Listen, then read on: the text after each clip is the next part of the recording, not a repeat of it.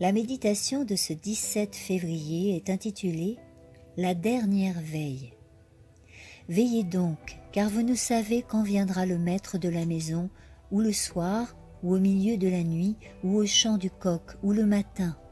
Craignez qu'il ne vous trouve endormi à son arrivée soudaine. Marc 13, 35-36.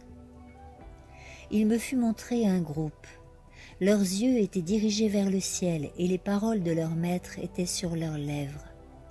Ce que je vous dis, je le dis à tous, veillez. Marc 13, 37. Le Seigneur a ordonné un délai avant que le jour ne se lève pleinement. Mais il ne veut pas qu'ils provoquent un sentiment de lassitude, ni que leur ferveur vigilante ne les abandonne parce que le matin n'arrive pas aussi vite qu'ils l'espéraient.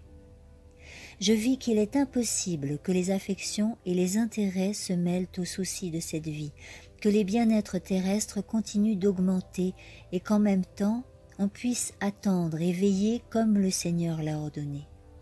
L'ange dit, on ne peut s'assurer qu'un seul monde. Pour obtenir le trésor céleste, ils doivent sacrifier le terrestre.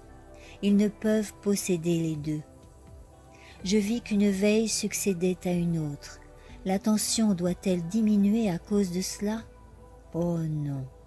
Il y a maintenant une plus grande nécessité d'être en alerte continuelle, parce que nous disposons de moins de temps que lorsque la première veille s'est achevée. Si alors nous avons veillé constamment, combien davantage nous avons besoin d'être sur nos gardes lors de cette seconde veille. La fin de celle-ci donnera lieu à la troisième, et nous n'avons pas d'excuse pour diminuer notre vigilance. La troisième garde implique une triple consécration à la tâche. Si nous nous impatientons maintenant, nous perdrons tout le profit de la veille fervente et persévérante que nous aurons soutenue jusqu'ici. Par notre attitude vigilante, nous devons démontrer que nous sommes vraiment des étrangers et des pèlerins sur la terre.